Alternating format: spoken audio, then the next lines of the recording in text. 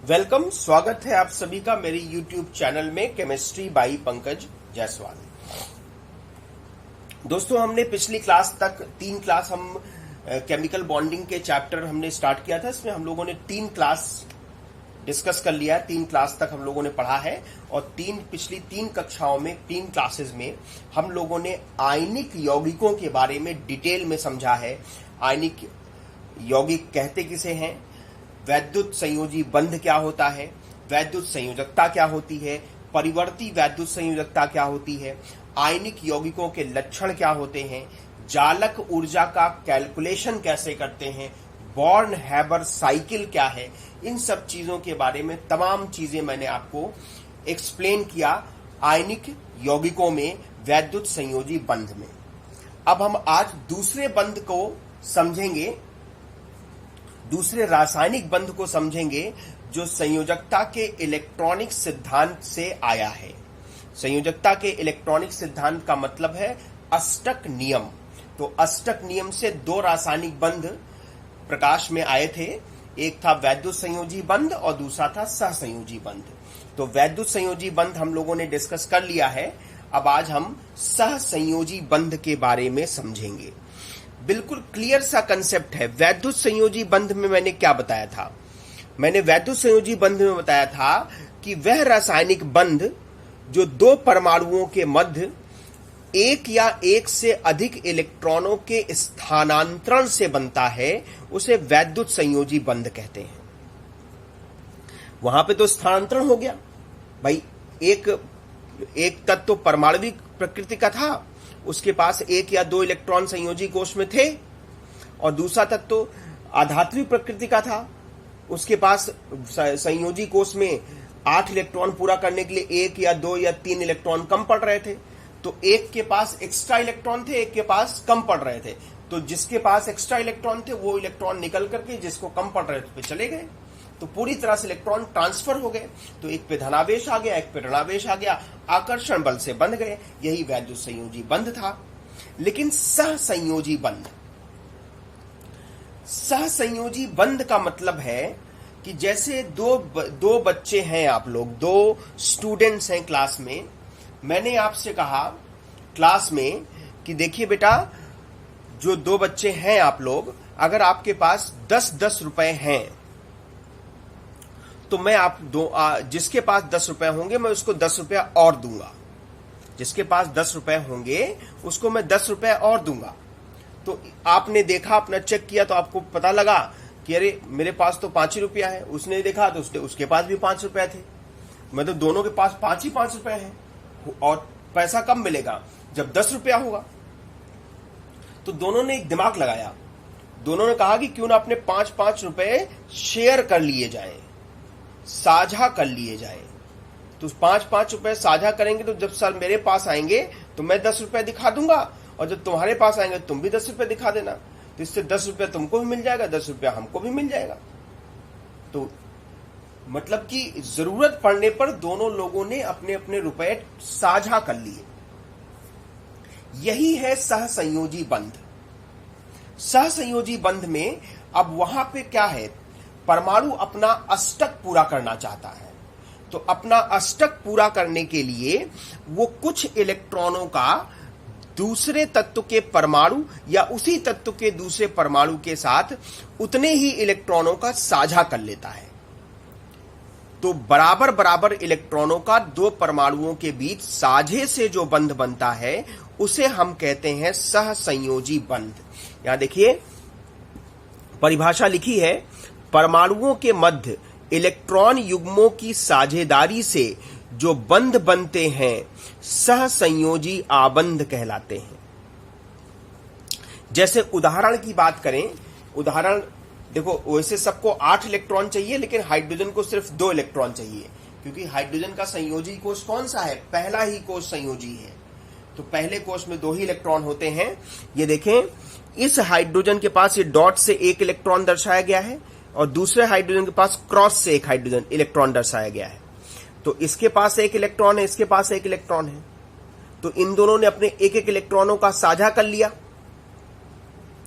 मतलब इसने इससे 1 इलेक्ट्रॉन ले लिया, इसने इससे 1 इलेक्ट्रॉन ले लिया। तो ये एक एक इलेक्ट्रॉन, दोनों के एक एक इलेक्ट्रॉन साझे में आ गए।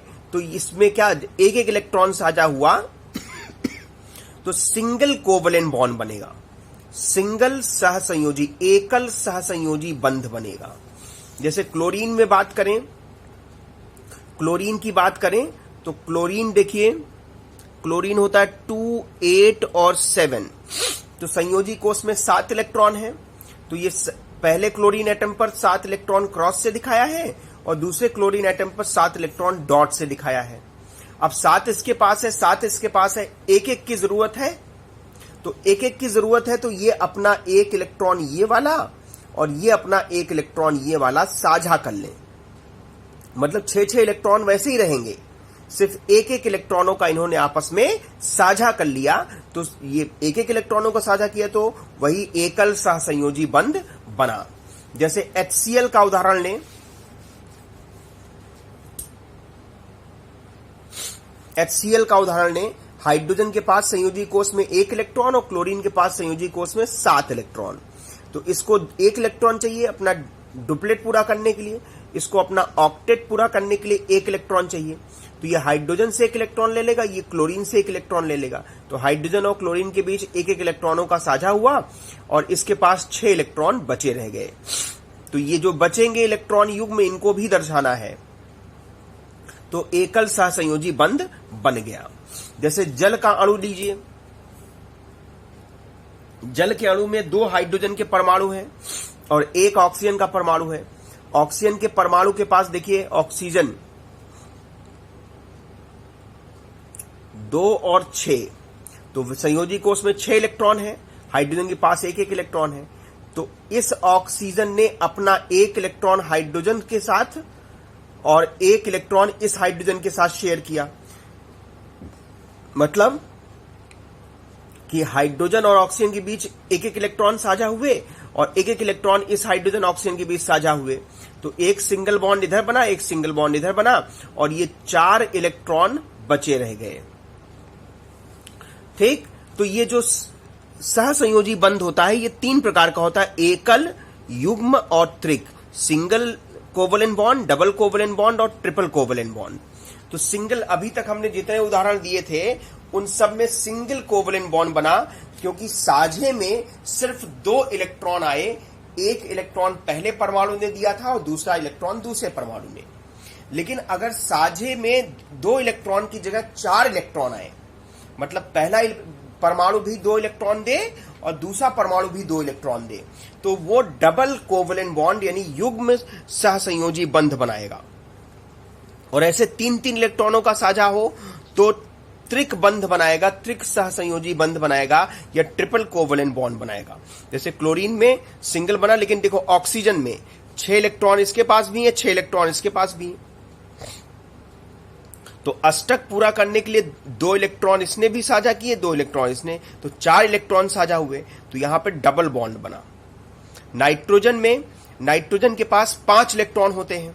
देखो 1, 2, 3, 4, 5 और इस नाइट्रोजन के पास भी 1, 2, 3, 4, 5। भाई नाइट्रोजन कैसा होता है? 7 परमाणु क्रमांक होता है, 2, 5। ठीक है, तो इसमें भाई 5 है तो 3 इलेक्ट्रॉन की जरूरत है ना।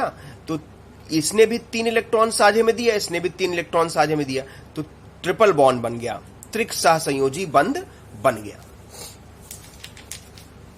तो ये एकल, युग्म और त्रिक बंध। ठीक है, अब ये समझने वाली बात है कि यहां पर सहसंयोजी बंध बनते कब है। तो सहसंयोजी बंध, पहली चीज, पहला पॉइंट है कि किसी ऋण विद्युतीय तत्व यानी अधातु के 2 या 2 से अधिक परमाणु परस्पर संयोग करते हैं तो उनके मध्य सहसंयोजी आबंध बनते हैं। एक ही तत्व के 2 परमाणु या 2 से अधिक परमाणु, जैसे हाइड्रोजन में 2 हाइड्रोजन के परमाणु हैं, नाइट्रोजन में 2 नाइट्रोजन के परमाणु हैं, ऑक्सीजन में 2 ऑक्सीजन के परमाणु हैं, क्लोरीन में 2 क्लोरीन के परमाणु हैं, फास्फोरस में 4 फास्फोरस के परमाणु हैं, सल्फर में 8 सल्फर के परमाणु हैं। तो ये आपस में सहसंयोजी बंध बना सकते हैं। ऋण विद्युतीय तत्व हैं एक ही तत्व के। अगर अलग अलग तत्वों के अलग अलग ऋण विद्युतीय तत्वों के परमाणु हैं तो उनके बीच भी बन सकता है। जब दो ऋण विद्युतीय तत्वों यानी अधातुओं के परमाणु परस्पर संयोग करते हैं तो उनके मध्य भी सहसंयोजी आबंध बनते हैं, जैसे HCl में हाइड्रोजन क्लोरीन, H2O में hydrogen oxygen, ammonia, CO2, carbon tetrachloride, sulphur dioxide. तीसरी बात, दो तत्वों की विद्युत ऋणात्मकता का अंतर या तो शून्य हो या अंतर बहुत कम हो तो उनके मध्य सहसंयोजी बंध बनते हैं। अंतर, विद्युत ऋणात्मकता का अंतर या तो बहुत कम हो या तो बिल्कुल भी अंतर ना हो, है ना, शून्य हो, तो उनके मध्य सहसंयोजी बंध बनते हैं। अब सहसंयोजकता किसे कहते हैं? ये पॉइंट टू पॉइंट है, बिल्कुल आसान है, समझते चलिए। सहसंयोजकता, संयोजकता की बात हो रही है। तो मैंने आपको पहले भी बताया था कि संयोजकता का मतलब बॉन्डिंग में पार्टिसिपेट करने वाले इलेक्ट्रॉनों की संख्या। तो जब सहसंयोजी बंध बनता है तो सहसंयोजी बंध के निर्माण में किसी तत्व का परमाणु जितने इलेक्ट्रॉन साझे के लिए प्रोवाइड कराता है, जितने इलेक्ट्रॉन साझे के लिए देता है, उन इलेक्ट्रॉनों की संख्या को सहसंयोजकता कहते हैं। जैसे HCl का निर्माण हुआ, यहां देखें HCl का निर्माण हुआ तो HCl में हाइड्रोजन ने एक इलेक्ट्रॉन दिया साझे में, तो हाइड्रोजन की सहसंयोजकता 1, और क्लोरीन ने भी एक इलेक्ट्रॉन दिया साझे में, तो क्लोरीन की सहसंयोजकता 1। जैसे ऑक्सीजन की बात कर रहे थे तो ऑक्सीजन में पहले ऑक्सीजन ने 2 इलेक्ट्रॉन साझे में दिया, दूसरे ने भी 2 इलेक्ट्रॉन साझे में दिया, तो ऑक्सीजन की सहसंयोजकता कितनी है? 2। नाइट्रोजन के मॉलिक्यूल में दोनों नाइट्रोजन ने 3-3 इलेक्ट्रॉन साझे में दिए, तो इनकी सहसंयोजकता कितनी है? 3।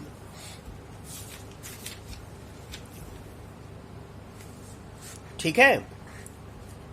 और सहसंयोजी बंध जिन यौगिकों में बनेगा उन्हें सहसंयोजी यौगिक कहेंगे। इनके सामान्य लक्षण समझ लेते हैं पहले। सहसंयोजी यौगिक अणुओं से बने होते हैं। वो किससे बने थे? वो सूत्र से बने थे, ये अणु से बने हैं। अणुओं में परमाणु परस्पर प्रबल सहसंयोजी बंध द्वारा जुड़े होते हैं। इन अणुओं में जो परमाणु है वो किससे जुड़े होते हैं? प्रबल सहसंयोजी बंध द्वारा जुड़े होते हैं। क्लियर है? सहसंयोजक यौगिक के गलनांक और क्वथनांक साधारणतः निम्न होते हैं, नीचे होते हैं, क्योंकि सहसंयोजक ठोस या द्रव में अणु परस्पर क्षीण वंडरवॉल बलों द्वारा जुड़े होते हैं। इन क्षीण अंतराअणुक बलों यानी वंडरवॉल बलों को तोड़ने के लिए थोड़ी सी मात्रा में ऊर्जा की आवश्यकता होती है, इसलिए इनके क्वथनांक और गलनांक अपेक्षाकृत कम होते हैं। सहसंयोजी यौगिक साधारणतः क्षीण ध्रुवीय या अध्रुवीय विलायकों में विलीन हो जाते हैं, क्योंकि उनके अणु सामान्यतः क्षीण ध्रुवीय या अध्रुवीय होते हैं। भाई देखो, जैसा यौगिक है, यौगिक की प्रकृति अगर ध्रुवीय है तो वो ध्रुवीय विलायकों में विलीन होगा, और अध्रुवीय है तो अध्रुवीय विलायकों में ही विलीन होगा। तो जो सहसंयोजी यौगिक होते हैं ज्यादातर अध्रुवीय होते हैं या ध्रुवीय भी होते हैं, तो उनमें ध्रुवीय लक्षण बहुत कम होता है। तो क्षीण ध्रुवीय होते हैं या अध्रुवीय होते हैं। अगर अध्रुवीय है तो अध्रुवीय विलायकों में विलीन होंगे, और अगर क्षीण ध्रुवीय प्रकृति के हैं तो वो ध्रुवीय विलायकों में थोड़े बहुत विलीन होंगे। सहसंयोजी यौगिक साधारणतः द्रव अवस्था या विलयन में आयनित नहीं होते। भाई आयनों से बने ही नहीं तो आयनित कहां से होंगे? क्योंकि उनके अणुओं के में परमाणु परस्पर सहसंयोजी बंधों द्वारा जुड़े रहते हैं। समझ आ गया? लेकिन कुछ अपवाद भी हैं, जैसे HCl है। इन दोनों की विद्युत ऋणात्मकताएं अलग अलग हैं, मतलब दोनों परमाणुओं की विद्युत ऋणात्मकता में अंतर है। तो अंतर जिनकी विद्युत ऋणात्मकता में है वो जल में थोड़े से विलीन होते हैं, जैसे अमोनिया जल में थोड़ा सा विलीन होगा।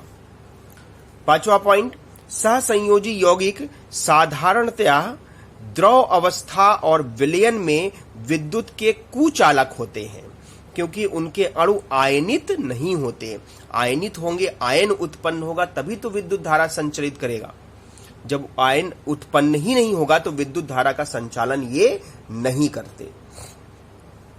लेकिन जो क्षीण ध्रुवीय हैं, जैसे HCl है, एसिटिक अम्ल है, अमोनिया है, जिनके परमाणुओं, जिनके मध्य सहसंयोजी बंध बना है, उनके परमाणुओं की विद्युत ऋणात्मकता अगर थोड़ा अंतर है विद्युत ऋणात्मकता में, तो ये जल में विलीन होकर के थोड़े से आयनित होते हैं, तो ये थोड़ा बहुत विद्युत धारा का संचालन भी करते हैं।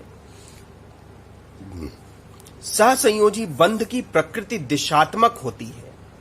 इसी कारण सहसंयोजक अणु की एक विशेष ज्यामितीय आकृति होती है ना, और ये समावयवता भी प्रदर्शित करते हैं। जैसे अमोनिया के ज्यामितीय आकृति है पिरामिडल, अभी आगे हम समझेंगे।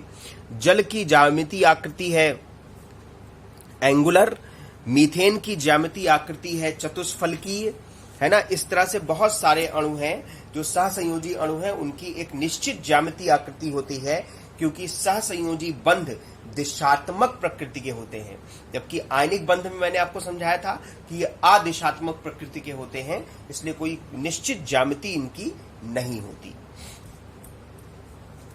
अब देखिए, अब इसको थोड़ा सा समझने के लिए, अब अगर सहसंयोजी बंध समझ आ गया तो इसमें हमें और ज्यादा एक्सप्लेन करने के लिए, क्योंकि स्ट्रक्चर बनाना है, स्ट्रक्चर बनाने के लिए हम लोगों को Lewis dot structure, Lewis dot formula पढ़ना पड़ेगा। तो आते हैं लुईस डॉट फॉर्मूला पे।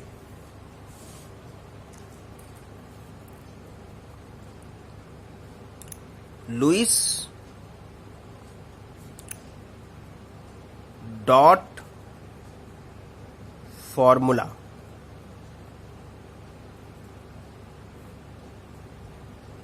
लुईस डॉट फॉर्मूला ये बहुत इंपॉर्टेंट है, इसको बहुत ध्यान समझना है आप लोगों को।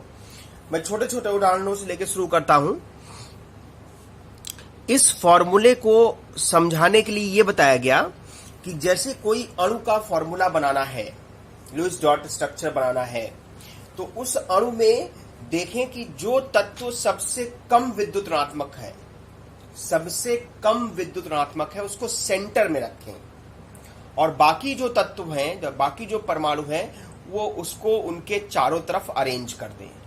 जो सबसे कम विद्युत ऋणात्मक है उसको सेंटर में रखें और बाकियों को उसके चारों तरफ अरेंज कर दें, और उनके संयोजी कोश के इलेक्ट्रॉनों को जोड़ लें और उनके बीच इस प्रकार भरें कि सभी के अष्टक पूर्ण हो जाएं।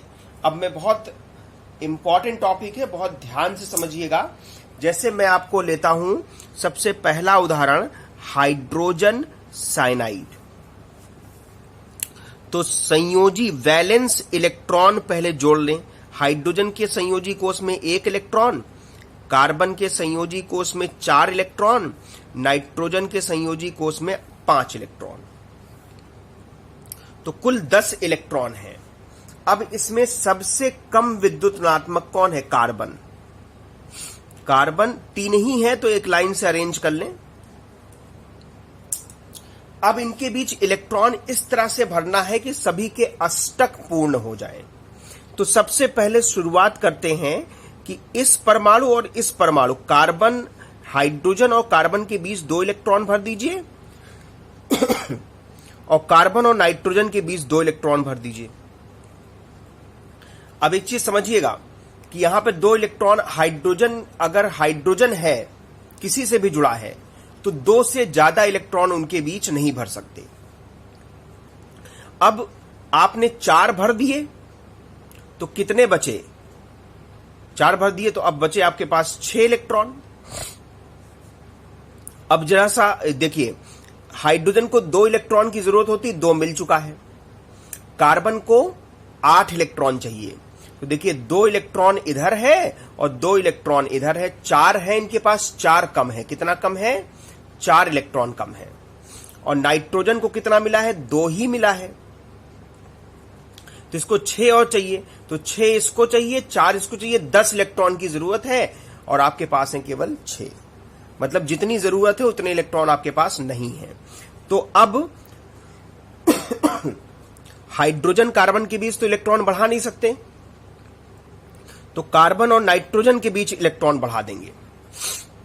अब देखिए, अब आपके पास बचे कितने इलेक्ट्रॉन? 4 इलेक्ट्रॉन बचे। जरूरत कितनी है? हाइड्रोजन को कोई जरूरत नहीं है। कार्बन को अब 2, 2, 4, 2, 6 इलेक्ट्रॉन मिल चुके हैं, 2 की जरूरत है। और नाइट्रोजन को 4 मिल चुके हैं, 4 की जरूरत है। तो 4 इसको चाहिए, 2 इसको चाहिए, 4, 2, 6। और हैं कितने? 4 ही हैं, चाहिए 6। फिर कम पड़ रहा है, तो फिर एक युग्म और बढ़ा दीजिए। अब आपके पास इलेक्ट्रॉन बचे 2। अब देखिए, हाइड्रोजन को 2 चाहिए तो 2 है, कार्बन को 8 चाहिए, 2, 2, 4, 2, 6, 2, 8। कार्बन का भी पूरा है। नाइट्रोजन के पास कितने हैं? 2, 2, 4, 2, 6। और 2 बचा है तो 2 इसको भी दे दो, मतलब 2 और दे दें तो 8 हो जाए, यानी कि 2 ही थे और 2 आपको मिल गया। तो देखिए बंध कैसे बनाएंगे। ये हाइड्रोजन था, ये कार्बन था, ये नाइट्रोजन था। तो इनके कार्बन और हाइड्रोजन के बीच 2 इलेक्ट्रॉन आए तो इसके बीच सिंगल बॉन्ड, और कार्बन और नाइट्रोजन के बीच 6 इलेक्ट्रॉन आए तो ट्रिपल बॉन्ड, और 1 इलेक्ट्रॉन युग्म बच गया। जो बच गया उसको भी प्रदर्शित करना है, इसे कहते हैं लुईस डॉट फॉर्मूला। एक आध और बताता हूं तो और अच्छे से क्लियर हो जाएगा। अमोनिया का उदाहरण लें, NH3। नाइट्रोजन की विद्युत ऋणात्मकता कम है तो नाइट्रोजन को बीच में रखें और तीनों हाइड्रोजन को उसके चारों तरफ व्यवस्थित करें, 3 तरफ व्यवस्थित करें। वैलेंस इलेक्ट्रॉन काउंट कर लें। नाइट्रोजन के वैलेंस शेल में 5 इलेक्ट्रॉन, हाइड्रोजन के पास 1 होता है, लेकिन 3 हाइड्रोजन है तो 3, कुल मिला के 8। मैंने क्या तरीका बताया था कि सबसे पहले सभी के बीच 2-2 इलेक्ट्रॉन भर दीजिए। हाइड्रोजन नाइट्रोजन के बीच 2 इलेक्ट्रॉन, नाइट्रोजन हाइड्रोजन के बीच 2 इलेक्ट्रॉन, नाइट्रोजन हाइड्रोजन के बीच 2 इलेक्ट्रॉन। अब हाइड्रोजन को 2 इलेक्ट्रॉन चाहिए, 2-2 मिल चुका है। कितने भर दिए? 6 भर दिए। तो बचा कितना? 2 बचा। 8 ही तो थे, 6 भर दिए, 2 बचा। अब जरा चेक कर लीजिए, हाइड्रोजन का तो कंप्लीट हो गया है क्योंकि 2 ही चाहिए होता है हाइड्रोजन को। नाइट्रोजन को 8 चाहिए।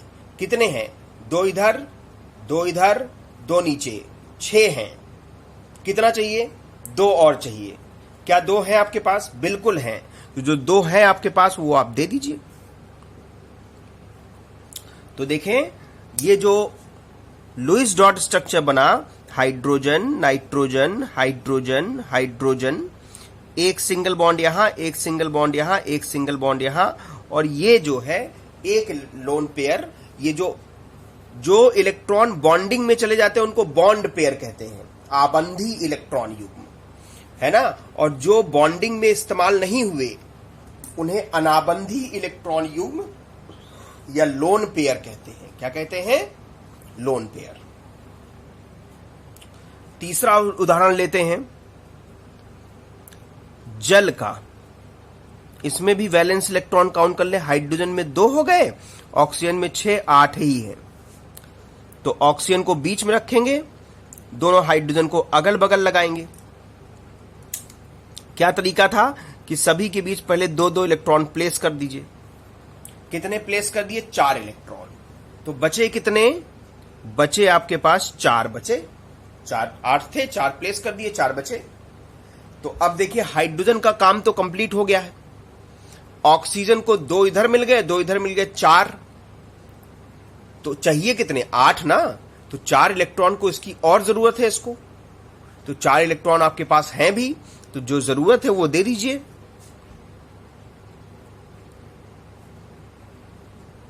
तो इसका मतलब कि जो बॉन्डिंग हुई, हाइड्रोजन ऑक्सीजन हाइड्रोजन, एक सिंगल बॉन्ड यहां बना, एक सिंगल बॉन्ड यहां बना, और ये 2 लोन पेयर बच गए ऑक्सीजन पे। ठीक है, चलिए कुछ अलग टाइप के उदाहरण लेते हैं। Sulphur dioxide. Valence electron count करें अगर हम, तो सल्फर के बाहरी कोष में 6 इलेक्ट्रॉन होते हैं, ऑक्सीजन के बाहरी कोष में भी 6 इलेक्ट्रॉन होते हैं, लेकिन 2 ऑक्सीजन है तो 12। तो ये कुल कितने इलेक्ट्रॉन हो गए? 18। अब बीच में कौन रखा जाएगा? सल्फर, और 2 ऑक्सीजन है तो दोनों ऑक्सीजन को प्लेस कर दें और इलेक्ट्रॉन, 2 इलेक्ट्रॉन यहां भर दें और 2 इलेक्ट्रॉन यहां भर दें। कितने भर दिए? 4। 18 में से 4 कम हो गए तो कितने बचे? 18 में से 4 कम हो गए, बचे 14 इलेक्ट्रॉन। 14 इलेक्ट्रॉन आपके पास हैं। अब रिक्वायरमेंट चेक कर लें। ऑक्सीजन को कितना मिला? ऑक्सीजन को मिला 2 इलेक्ट्रॉन, तो कितने होने चाहिए? 8 होने चाहिए। तो 2 मिला तो इसके पास 6 कम है। 6 कम है, चलिए यहां लिख लेते हैं 6। इस सल्फर के पास कितने इलेक्ट्रॉन है? 2 इधर हैं, 2 इधर हैं, 4 हैं। होने कितने चाहिए? 8। तो 4 हैं और 8 चाहिए, तो 4 कम है, तो 4 इसको रिक्वायरमेंट है। इस ऑक्सीजन के पास 2 ही इलेक्ट्रॉन है, मतलब इसको भी 6 चाहिए। तो 6 4 10 6 16 इलेक्ट्रॉन अगर आपके पास हो तो हम भर दे, काम बन जाए। कितने बचे हैं? देखिए 14 बचे हैं। चाहिए कितने? 16 है, 14 कम पड़ रहे हैं। तो अब क्या करेंगे कि चाहे इस पेयर में 2 इलेक्ट्रॉन बढ़ा दीजिए, चाहे इस पेयर में 2 इलेक्ट्रॉन बढ़ा दीजिए। चलिए हम यहां बढ़ा लेते हैं 2 इलेक्ट्रॉन। अब आपके पास बचे 12 इलेक्ट्रॉन। अब जरा रिक्वायरमेंट चेक करिए। इसको तो अभी भी 6 चाहिए, चलो ठीक। सल्फर को देखिए 2 2 4 2 6 मिल गया, तो सल्फर को अब इलेक्ट्रॉन चाहिए सिर्फ 2। ऑक्सीजन को 4 मिल गया, तो ऑक्सीजन को भी चाहिए अब केवल 4। तो 6 4 10 और 2 12 इलेक्ट्रॉन की हमको जरूरत है। क्या आपके पास 12 इलेक्ट्रॉन बचे हैं? बिल्कुल बचे हैं। तो जिसको जितना चाहिए उतना दे दो। इसको 6 चाहिए तो इसको 6 दे दिया जाए, इसको 2 चाहिए, इसको 2 दे दिया जाए, और इसको 4 चाहिए तो इसको 4 दे दिया जाए। अब देखिए ऑक्सीजन, सल्फर, ऑक्सीजन। इस ऑक्सीजन और सल्फर के बीच कितने इलेक्ट्रॉन शेयर हुए? 1 2 इलेक्ट्रॉन, तो सिंगल बॉन्ड। इस सल्फर और ऑक्सीजन के बीच 4 इलेक्ट्रॉन शेयर हुए, तो यहां डबल बॉन्ड। और इसके पास 4 इलेक्ट्रॉन बचे, इसके पास 2 इलेक्ट्रॉन बचे, और इसके पास 6 इलेक्ट्रॉन बचे। तो ये सल्फर डाइऑक्साइड का फॉर्मूला हो गया। अगले एग्जाम्पल पे आते हैं और उदाहरण लेते हैं। सल्फर ट्राइऑक्साइड ले लेते हैं। सल्फर ट्राइऑक्साइड, अब 3 ऑक्सीजन आ गया, सबके बाहरी कोष में 6 इलेक्ट्रॉन, तो 6 चौको 24, तो वैलेंस इलेक्ट्रॉन है 24। ये सल्फर, 1 ऑक्सीजन, 2 ऑक्सीजन, 3 ऑक्सीजन। क्या तरीका बताया कि सबसे पहले 2 इलेक्ट्रॉन सबके बीच भर दीजिए, इसमें बिना संकोच किए 2 इलेक्ट्रॉन डाल दीजिए। कितने डाल दिए? 6 इलेक्ट्रॉन डाल दिए। 24 में 6 कम हो गए, तो अब कितने बचे? 18 इलेक्ट्रॉन बचे। चलिए रिक्वायरमेंट चेक करते हैं। पहले ऑक्सीजन को देखिए, कितने इलेक्ट्रॉन मिले? इसको 2 मिले। चाहिए कितने? 8, तो कितने कम पड़ रहे हैं? 6। इस ऑक्सीजन को भी 2 ही मिले, तो 6 इसको भी चाहिए। इसको भी 2 ही मिले, तो 6 इसको भी चाहिए। 6 6 12 6 18 इलेक्ट्रॉन की जरूरत तो ऑक्सीजन को है। सल्फर को भी जरूरत है। 2 2 4 2 6, 2 कम है, तो 6 6 12 और 6 18, 18 2 20 इलेक्ट्रॉन की जरूरत है, और हमारे पास है 18, तो कम पड़ रहे हैं। तो किसी भी एक पेयर में 2 इलेक्ट्रॉन आप बढ़ा लीजिए, चाहे यहां बढ़ा लीजिए, चाहे यहां बढ़ा लीजिए, चाहे यहां बढ़ा लीजिए। अब आपके पास इलेक्ट्रॉन बचे 16। अब रिक्वायरमेंट चेक करिए। इसको 6 चाहिए, इसको 6 चाहिए, 6 6 12, अब इसको 4 ही चाहिए, तो 12 4 16, और सल्फर का 8 पूरा हो गया है, तो 16 है और 16 की जरूरत है, तो 16 इलेक्ट्रॉन आप प्लेस कर दीजिए। इसको 6 चाहिए, इसको भी 6 चाहिए, और इसको 4 इलेक्ट्रॉन चाहिए। तो देखिए स्ट्रक्चर क्या बनेगा? ऑक्सीजन, सल्फर, ऑक्सीजन, नीचे ऑक्सीजन, यहां सिंगल बॉन्ड, यहां सिंगल बॉन्ड, नीचे डबल बॉन्ड, और जो इलेक्ट्रॉन बाद में भरे थे हमने उनको उसी तरह से लगाना होगा। इसलिए डॉट फॉर्मूला कहते हैं इसको, क्योंकि डॉट जो बचे हुए इलेक्ट्रॉन है उसको हम लोग डॉट से रिप्रेजेंट करते हैं, इसीलिए इस फॉर्मूले का नाम है डॉट फॉर्मूला। चलिए और कुछ बड़े बड़े उदाहरण लेते हैं। H2SO4, इसमें वैलेंस इलेक्ट्रॉन काउंट करिए पहले, बहुत ध्यान से। हाइड्रोजन में 2, सल्फर में 6 और ये 6 चौको 24, टोटल 32 इलेक्ट्रॉन हैं। अब देखिए समझने वाली बात है कि बीच में किसको रखें। बीच में सबसे कम ऋण विद्युतीय तत्व है सल्फर, फिर उसको घेरिए चारों तरफ से ऑक्सीजन से, और हाइड्रोजन 2 ही हैं, तो चाहे इन दोनों ऑक्सीजन के साथ लगा दीजिए, या इसके साथ, या इसके साथ, या इसके साथ, किसी के साथ भी लगा लीजिए, उससे कोई समस्या नहीं है। और क्या तरीका बताया कि सबके बीच 2-2 इलेक्ट्रॉन भर दो, तो यहां 2 इलेक्ट्रॉन, यहां 2 इलेक्ट्रॉन, यहां 2 इलेक्ट्रॉन, यहां 2 इलेक्ट्रॉन, यहां पे भी 2 इलेक्ट्रॉन, यहां पे भी 2 इलेक्ट्रॉन। कितने भर लिए गिन लो, 2, 2 4, 2 6, 2 8, 2 10, 2 12, 12 भर दिए। 32 थे, 12 निकल गए, तो कितने बचे? 20 बचे। अब रिक्वायरमेंट चेक कर लो, अगर रिक्वायरमेंट टोटल 20 की है तो अच्छी बात है, हम भर देंगे सीधे इलेक्ट्रॉन। अगर 20 से ज्यादा इलेक्ट्रॉन की रिक्वायरमेंट है तो हम कहीं पे इलेक्ट्रॉन युग्म बढ़ाएंगे।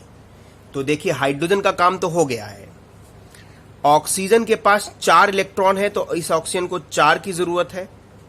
सल्फर को देखो 8 मिल चुके हैं, तो इसको कोई जरूरत नहीं है। इस ऑक्सीजन को 2, 2, 4, तो इसको भी 4 की जरूरत है। ऊपर वाले ऑक्सीजन को देखो 2 ही मिले हैं, तो 6 की जरूरत है। नीचे वाले ऑक्सीजन को भी 6 की जरूरत है, तो 6, 6, 4, 4 यानी 20 इलेक्ट्रॉन की जरूरत है। और 20 हमारे पास हैं, तो जब है तो कोई दिक्कत नहीं। जितनी रिक्वायरमेंट है और जितने इलेक्ट्रॉन हैं अगर वो बराबर हैं तो बिल्कुल कोई परेशानी नहीं, उनको डायरेक्टली हम भर देते हैं। तो देखें इसका जो स्ट्रक्चर होगा,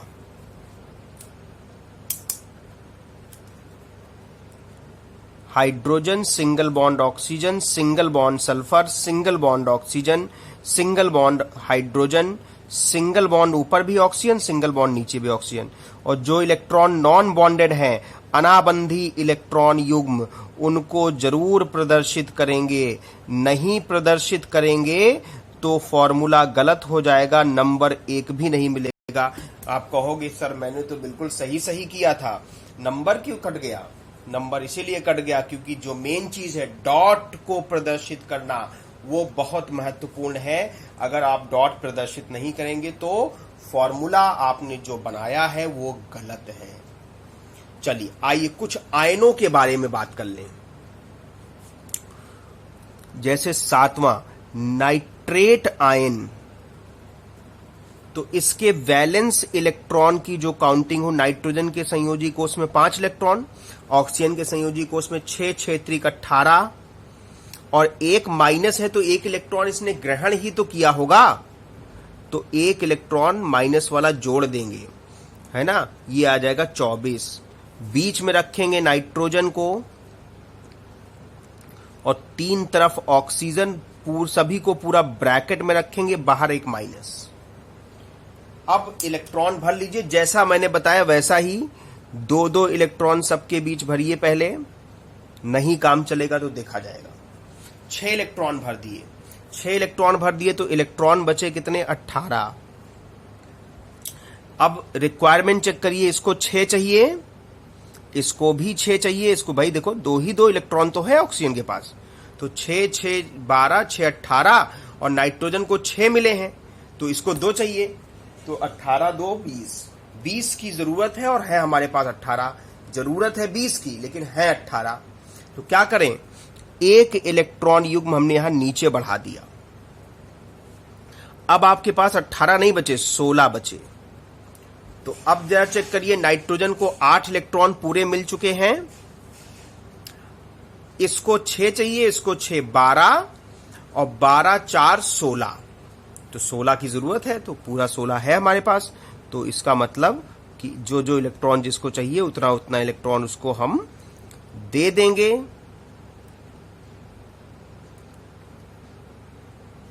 ठीक, तो ये देखो, ये जो स्ट्रक्चर बना,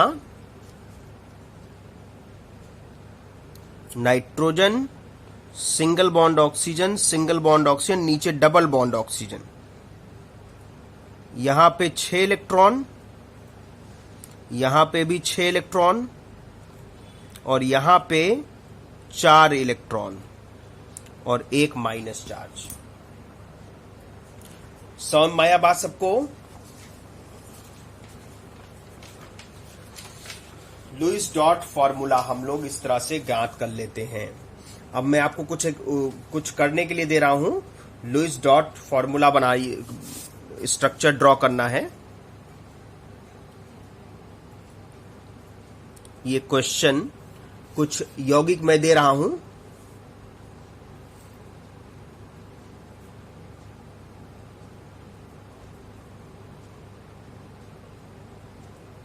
CH4 carbon dioxide, carbonate ion, NH4 plus ion, H3PO3, H3PO4, H3PO2, HClO2, HClO3, HClO4, इनके लुईस डॉट फॉर्मूला बनाइए। है ना? कुछ ऋणायन भी दे दिए, कुछ धनायन भी दे दिए। एक ऋणायन एक धनायन, उसमें कुछ दिक्कत की बात नहीं है। जैसा नियम बताया, धनायन अगर है तो जितना इलेक्ट्रॉन आए उसमें से एक कम कर दीजिए, बस, और कोई दिक्कत नहीं, बनेगा वैसा ही। तो लुईस डॉट फॉर्मूला आप बनाइए, इसको करिए, और इसके बाद हम लोग इसी में अगला टॉपिक इंक्लूड करेंगे, जिससे हम उप सहसंयोजी बंध का कंसेप्ट भी समझने की कोशिश करेंगे, है ना। और अगला टॉपिक है इसमें फॉर्मल आवेश। क्या चीज कहते हैं? फॉर्मल आवेश। तो फॉर्मल आवेश की गणना करना लुईस डॉट स्ट्रक्चर में बहुत जरूरी है, तो इसके बारे में पढ़ेंगे। फिलहाल आप लोग ये सभी लुईस डॉट स्ट्रक्चर बनाएंगे, सब लोग बना करके मुझे इस कॉपी पे बना करके, कॉपी का फोटो खींच करके मुझे भेजेंगे। मैं चेक करके आपको बताऊंगा कि सही है या गलत। और अगली क्लास में मैं इनके स्ट्रक्चर बना के समझा भी दूंगा आपको, तब आप लोग मैच भी कर सकते हैं, मिला भी सकते हैं कि आपने कितना सही बनाया, कितना गलत बनाया, और क्लियर हो जाएगा। तो आज के लिए इतना ही। फिर से अगली क्लास में हम लोग मिलेंगे, फॉर्मल आवेश के बारे में पढ़ेंगे। तब तक के लिए धन्यवाद।